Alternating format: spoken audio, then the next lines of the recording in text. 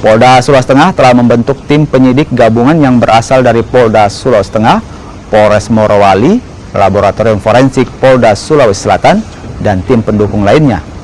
Tim penyidik gabungan ini telah memeriksa 14 saksi dari perusahaan. Polisi juga melibatkan tim penjinak bom untuk mendeteksi adanya bahan peledak.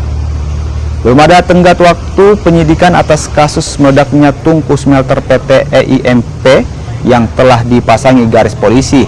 Sebelumnya, tungku smelter PT Indonesia Singsam Stainless Steel meledak pada 24 Desember dan mengakibatkan 59 orang menjadi korban. 18 orang meninggal, yang 8 diantaranya warga negara asing dan 10 warga negara Indonesia.